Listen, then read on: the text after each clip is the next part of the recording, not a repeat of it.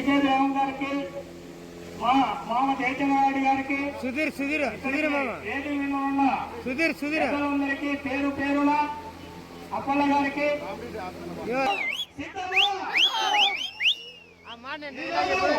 First ఇప్పుడు చెప్తాను సిద్ధమా అని.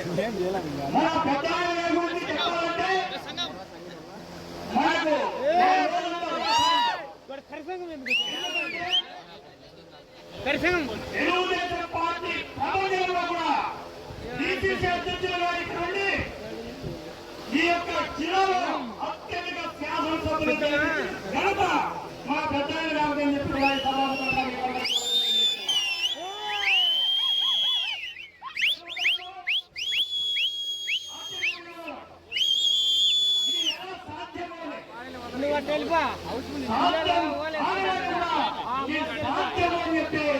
నిరూపించగలిగినటువంటి ఏకైక వ్యక్తి రామచంద్రారెడ్డి గారు.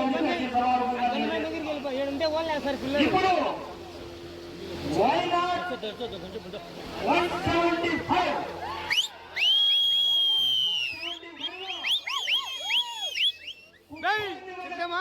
తీసుకున్నారు పెద్ద ఆయన. రాష్ట్రానికి పట్టిన పీడను వినిపించడానికి మన పెద్ద ఆయన కంటెత్తుకున్నాడు. ఆ యొక్క కుటుంబంలో కూడా వైఎస్ఆర్సీపీకి జెండా ఎగరేయడానికి సిద్ధంగా ఉండాలని చెప్పి కూడా ఈ సభాముఖంగా తెలియజేస్తున్నా. ముఖ్యంగా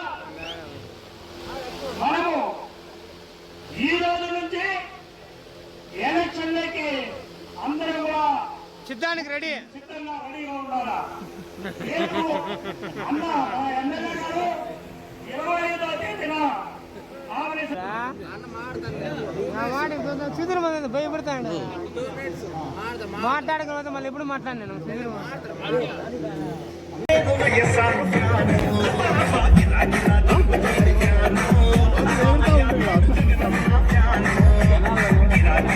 మహేష్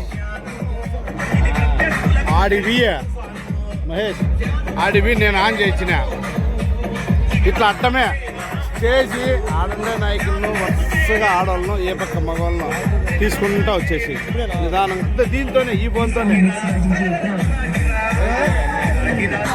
మన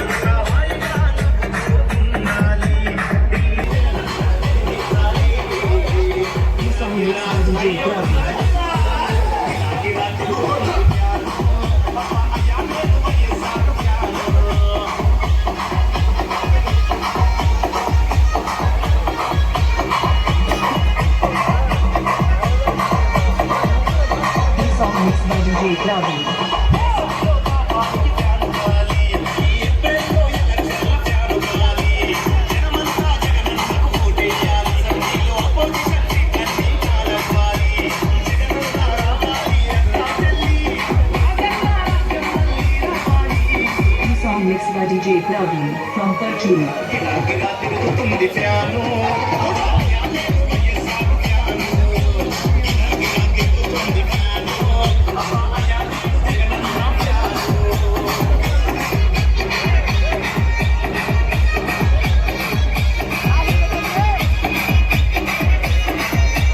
This song mixed by DJ Praveen from Perchuli.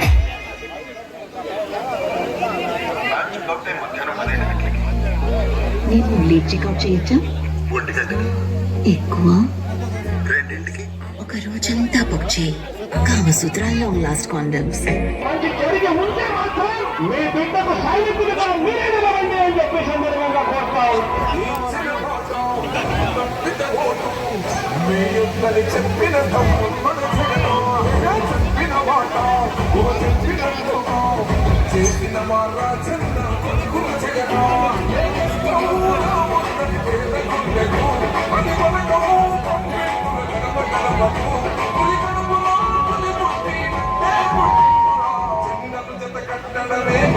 చెండో చెలుగుండల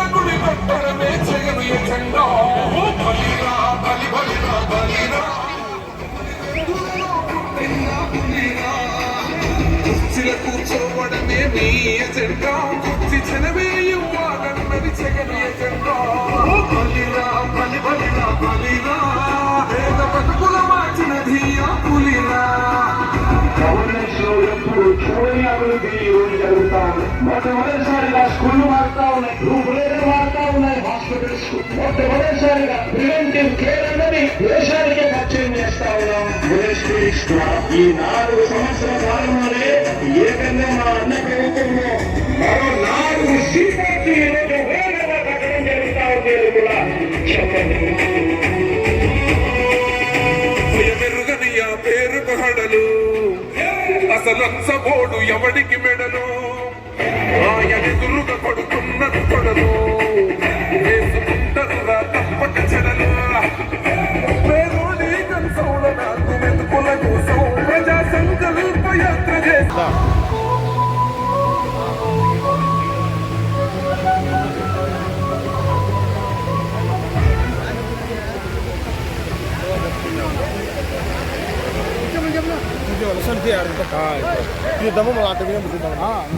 నీ పని అదే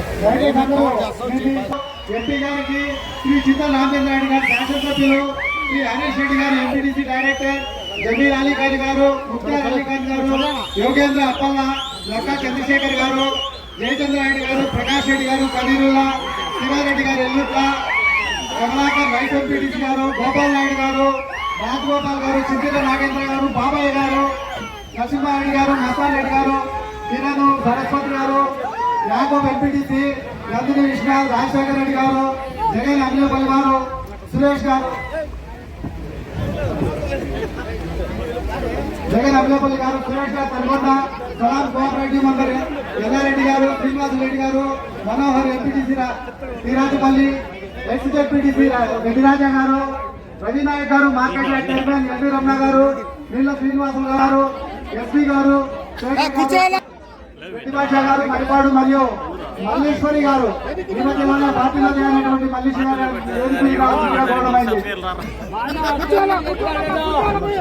విపాలమ్మసారి గారిని వేదిక రావడమైంది. రవణకన్న గారిని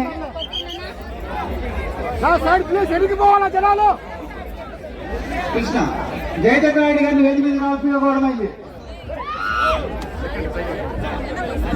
దయచేసి ఇక్కడ ఉన్న వాళ్ళందరూ కూర్చోవాలి, లేదంటే ఇబ్బంది అమ్మంటారు కానీ వేదిక ఆహ్వానిస్తున్నాం. మాజీ శాసనసభ్యులు జీవి శ్రీనాథ్ రెడ్డి గారిని వేదిక మీద రావాల్సిందిగా ఆహ్వానిస్తున్నాం. జీవి శ్రీనాథ్ రెడ్డి గారిని వేదిక మీద రావాల్సిందిగా ఆహ్వానిస్తున్నాం. ఎండపల్లి శ్రీనివాస్ రెడ్డి గారు ఎమ్మెల్సీ గారిని వేదిక మీద రావాల్సిందిగా ఆహ్వానిస్తున్నాం.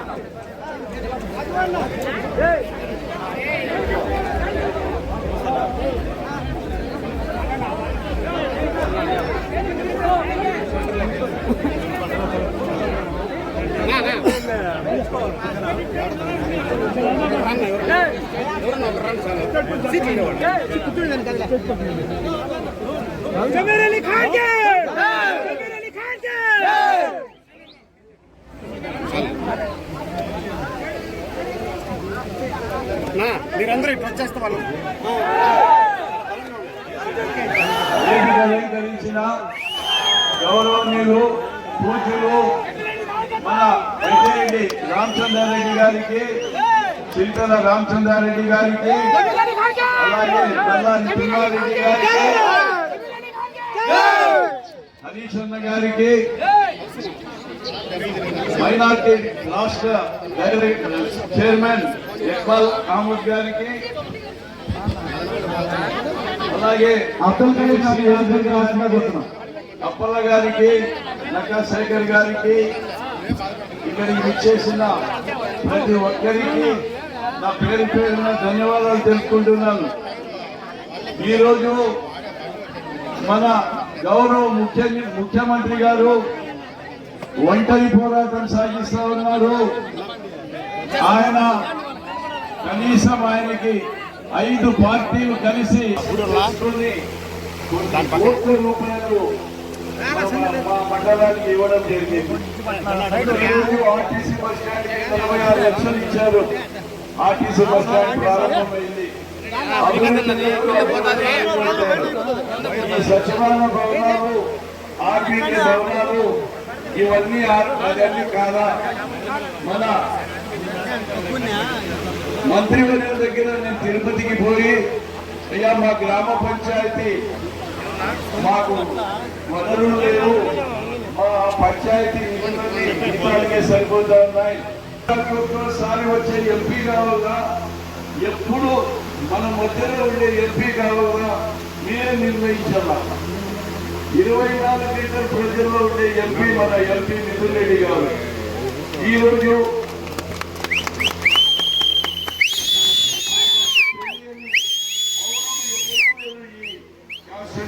ప్రతి ఒక్కరికి పేరు పేరున పిలిచే జనుడు మా ఎంపీ గారు.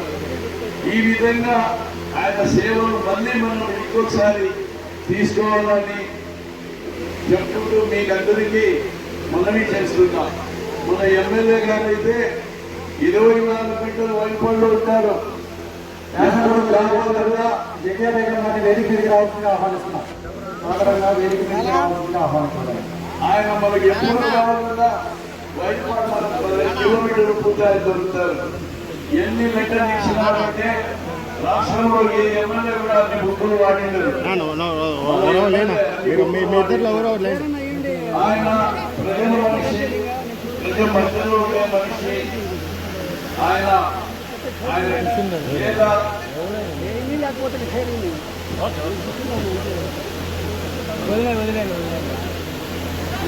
అటువంటి గొప్ప మనిషి మన చిత్తూరు రామచంద్రారెడ్డి గారు. అలాగే మా ఊర్లో జగన్లో ఎన్ఆర్సీ పెట్టాలని బీజేపీ ప్రభుత్వం పెట్టిందని చెప్తే మా అప్పనే సోదరులు ఇంత బ్యానర్లు పెట్టుకుని అందరూ ప్రజలందరికీ చెప్పారు, జమీన్ దొంగ, వాడు సాయిబు కాదు, వాడు రాడు ఈ కార్యక్రమానికి. ఇప్పుడు వాళ్ళంతా దాక్కున్నారు. వాళ్ళంతా ఏమి చెప్పలేక, ఎన్ఆర్సీని ఒప్పుకోలేక, ఎన్ఆర్సీని వదలలేక ఆధారపడుతున్నారు. ఈ విధంగా 4% రిజర్వేషన్ రద్దు చేస్తే మనం బతికే ప్రయోజనం లేదు. ఇప్పుడే మన బిడ్డలు అక్కడక్కడ ఒక్కరు కనపడుతున్నారు. ఒక్కొక్క ఆఫీస్లో పుణ్యాత్ముడు రాజశేఖర రెడ్డి గారు ఆ 4% రిజర్వేషన్ పెట్టిన దానివల్ల 10 మంది ఆఫీస్లో అందరూ ఉంటే ఒక ముస్లిం నాయకుడు, ఒక ముస్లిం ఎంప్లాయీ కనపడతారు. మనం ఇప్పుడు మోసపోయి చంద్రబాబు నాయుడు ఓటేస్తే ఆ 4% గెలిపేస్తే మన పిల్లలు గొంతులనే చేతులతో నడిపినట్లు అయిపోతుంది.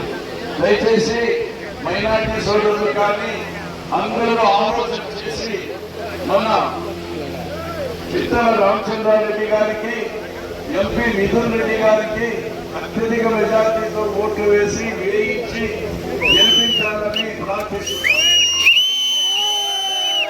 జై జగన్. సమీర్ ముఖ్తార్ అలీ ఖాన్ గారు 2 నిమిషాలు మాత్రం ప్రసంగించారు. దయచేసి అర్థం చేసుకోండి, సమయాభావం వల్ల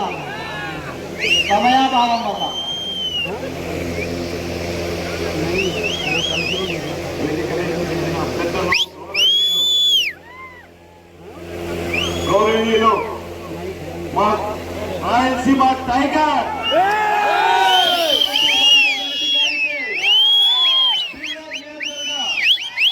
జై జగన్.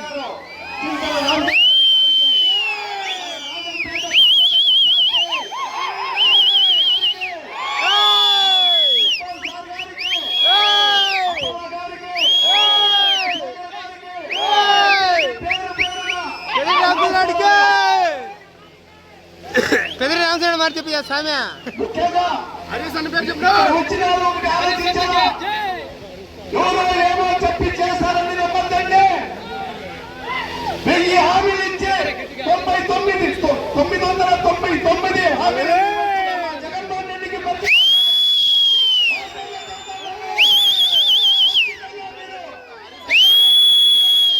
ఏమో తెచ్చిన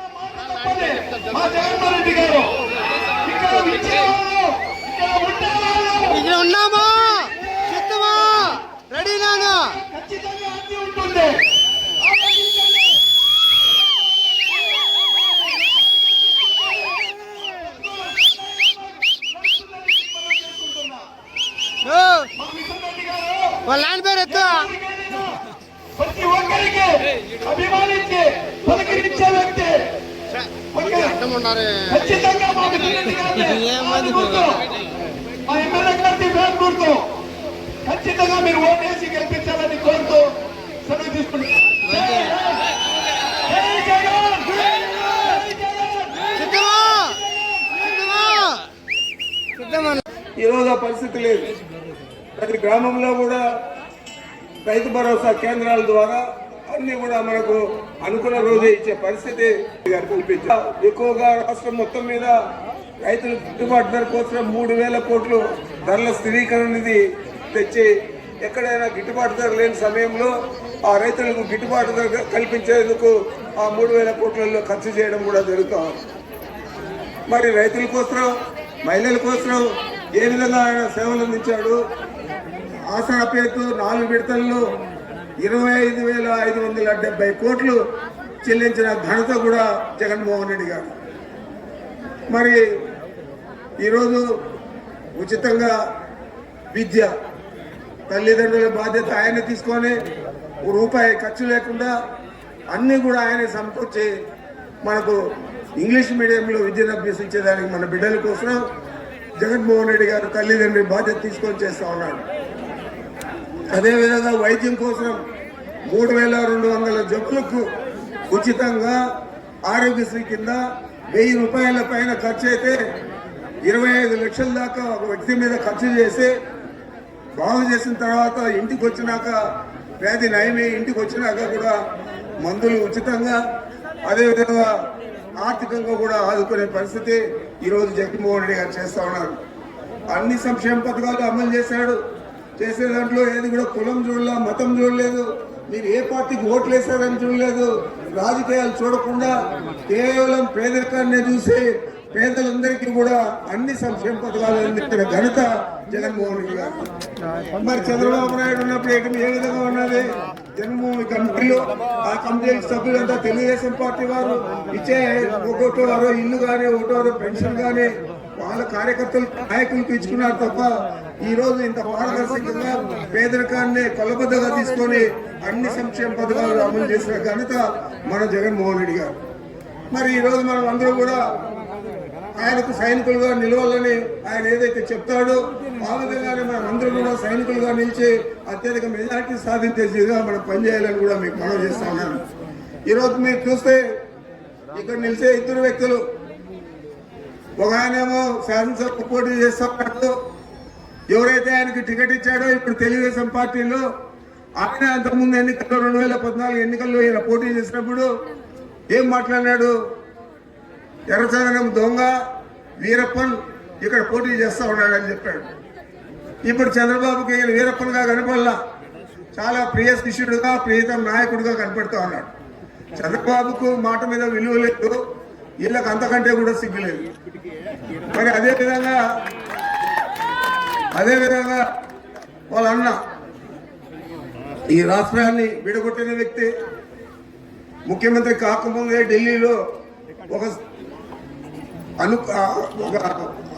ఆలోచనకు వచ్చి నేను ఈ రాష్ట్రాన్ని విడగొట్టేదానికి సహకరిస్తాను, జగన్మోహన్ రెడ్డి గారిని పార్టీ పెట్టిన అరెస్ట్ చేస్తాను అని ఇవన్నీ కూడా చెప్పి ఈరోజు పెద్ద మనిషి మాదిరి చెప్తా ఉన్నాడు. 12 సంవత్సరాలు అయింది, ఇప్పుడు గుర్తొచ్చిందా జగన్మోహన్ రెడ్డి గారిని జైల్లో పెట్టింది. నువ్వు కాక ఎవరు పెట్టారు జైల్లో? ఆంధ్ర పోలీసులు కాకుండా ఎవరైనా వేరే వాళ్ళు వచ్చి అరెస్ట్ చేశారా? ఆంధ్రప్రదేశ్లో కేంద్రం నుంచి బలగాలు వచ్చి అరెస్ట్ చేశారా?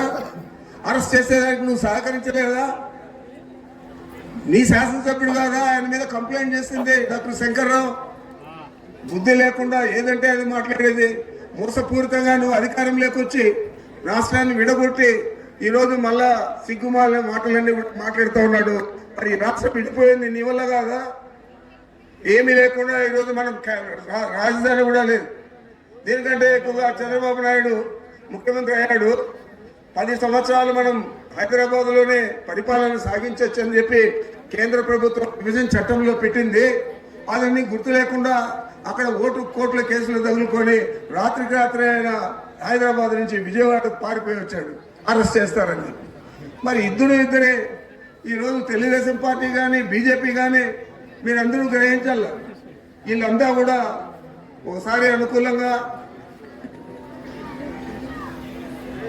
జత కడతారు, ఇంకోసారి విడిపోయి ఒకరినొకరు అసలు హైదరాబాద్కు వస్తే అరెస్ట్ చేస్తారని చెప్పాడు మోడీ గారు. మళ్ళా పోయి మోడీ కాళ్ళు పట్టుకొని మళ్ళా జత కట్టాడు. ఈరోజు రాష్ట్రంలో దేశంలో ఏముంది పరిస్థితి మైనారిటీలది?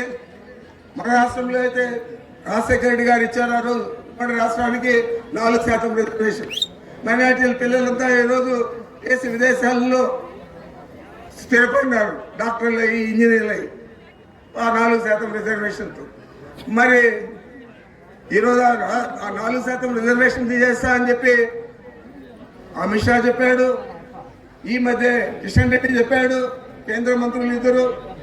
వీరికి తోడు ఈ మధ్య బీజేపీకి నాయకత్వం వహిస్తా ఉన్న పురంధేశ్వరి 15 రోజుల లోపలే చెప్పింది 4% రిజర్వేషన్ తీసేస్తాను. అలాంటి పార్టీలో నువ్వు పోటీ చేస్తావా? నీకు మైనార్టీలు ఓట్లు లేకపోతే నువ్వు ఎప్పుడైనా శాసనసభ్యుడు ఏంటావా? ఈ వాయిల్పాడు నియోజకవర్గంలో కానీ ఆ తర్వాత ఫీల్డర్లో కానీ నువ్వు శాసనసభ్యుడు ఏంటావా అని అనుకోవాలి. మైనార్టీల ద్రోహిగా మిగిలిపోయావు ఈరోజు నువ్వు పోటీ చేసి. దీనికి ప్రాయశ్చిత్తం నీ జీవిత కాలంలో తీర్చుకోలేవు. అదేవిధంగా మన నాయకుడు, మన ప్రియతమ నాయకుడు జగన్మోహన్ రెడ్డి గారిని జైల్లో పెట్టి 16 నెలలు, ఈరోజు మళ్ళా 12 సంవత్సరాల తర్వాత గుర్తొచ్చిందా అంటే అందరికీ తెలిసి రాష్ట్ర ప్రజలకు నువ్వు కుట్రపూరితంగా నువ్వు జైల్లో పెట్టావని చెప్పి నేను చెప్పనక్కర్లేదు. చిన్న కింద ఓటర్లు చదువులేని ఆ పామరుని అడిగితే కూడా చెప్తాడు.